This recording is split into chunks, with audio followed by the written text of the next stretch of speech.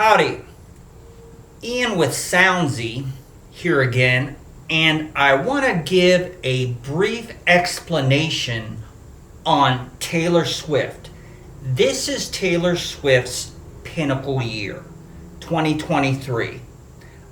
She has the album Midnight's out, which might have been from this year or last, but her tour has exploded, as you know, and has sold more tickets and taken the nation by storm more than any other tour in history. But I actually think this is Taylor Swift's pinnacle year, her last year at this level. Now, she will be popular. She will continue to make hit songs. She will continue to sell out stadiums or arenas if it comes to that. I'm not saying she's going to drop off, but I don't think that she's ever going to be as popular as she is right now in the spring, summer of 2023 again. She's basically done all she can do, in my opinion. And look, I like Taylor Swift, fair enough. I have the album 1989. I have the album Taylor Swift, her very first one, when she was basically countryfied. So I enjoy Taylor Swift. She has a very pleasant yet catchy and very,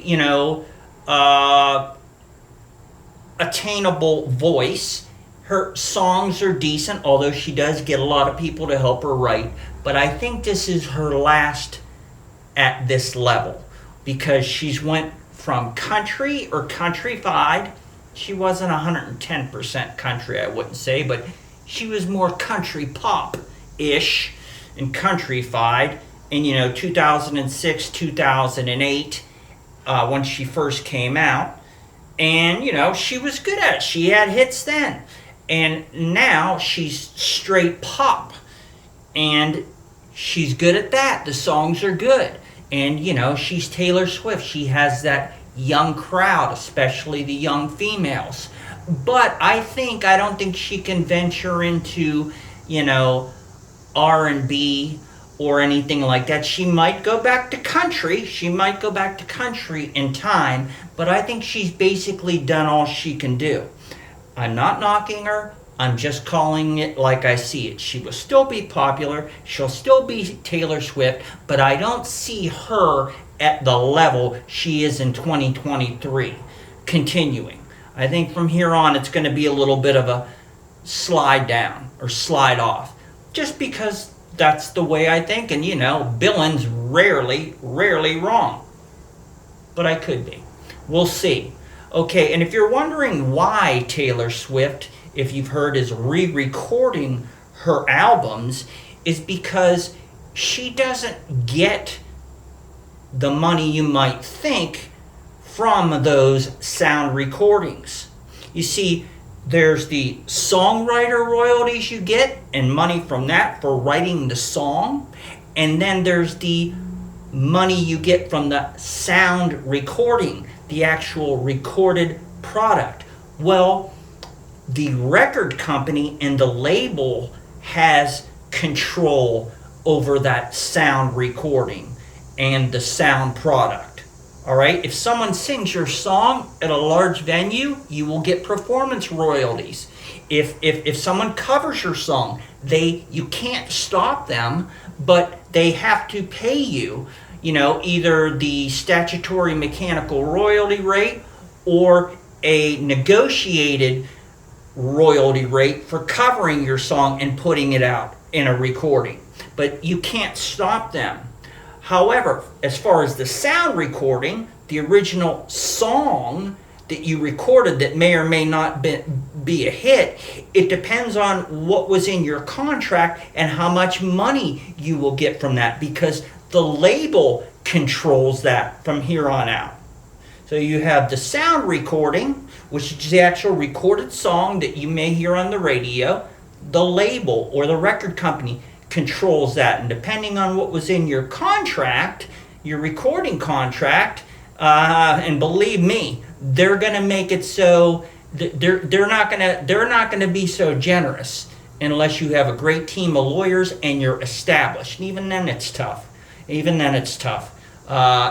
They kind of have you hand over foot, especially if you're new. They really do. But the label is not as important as it used to be. You don't necessarily need to go through them as much as before, as I've talked about. But that's a whole nother subject. Okay, a whole other subject. Well, anyway, the sound recording is the actual recorded version of her songs. Well, the label, the actual recording, the label controls that, and the master tapes, and they get the most money from that. Who knows? Depending on what was in her contract, she might not be getting any money from it now. That might have been just for the first 3 years she got a certain number of points. By the way, a point is a percentage when it comes to recording contracts. 3 points is 3%. 1 point is 1%. That's how it's looked at. That's what they label them as, points. But as far as the songwriting she is a whole other story. That's if someone covers your song. Okay, they're obligated to pay you. You can't stop them from covering your song, but they're obligated to pay you at least the statutory mechanical royalty rate. Or you can negotiate. You could tell someone, hey, yeah, you want to cover my song? Just give me 3 cents on the dollar. I like you, and you're a fine young lady, chap, or whatever. Go ahead and record the song. Just kick me out 3 cents for every dollar you get. Sign away, and you're done. Or you could say, no, you have to pay me the maximum, which is, it's probably 10 or 11 cents now. It was 7.9. Might be 10 or 11 cents on the dollar. I'm not sure. I'll look into it. But you can't stop them from recording your song and putting it out. But they will have to pay you if you make them. But they're obligated to pay you. And if someone plays your song in a venue, or depending on how large the venue is, actually it's the venue's responsibility to go ahead and pay you.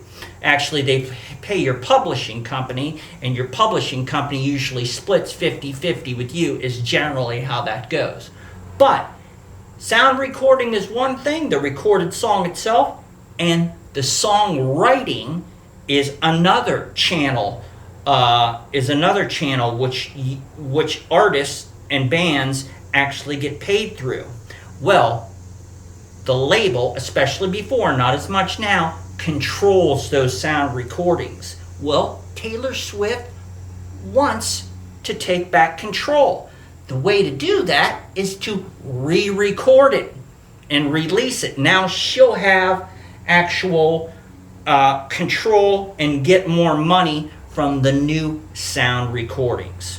And that's why she's doing it. She must have not had that great of a contract coming in. I don't know, but that's what I would think is why she's doing that. So she has more control, or complete control now, over the new sound recordings. Because the originals, where she had all those hits, like You Belong to Me and all the others, are going to be controlled by the label. And they're going to get the most money from that, because they essentially own that.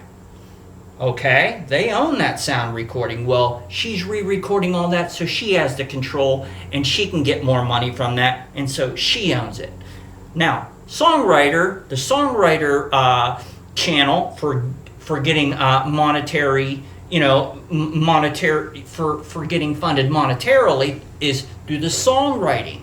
There's the songwriter royalties, and there's also the sound recording royalties. Two separate things. So if you're an artist, or you're in a band that's writing songs, you have to be aware there's two sides to that.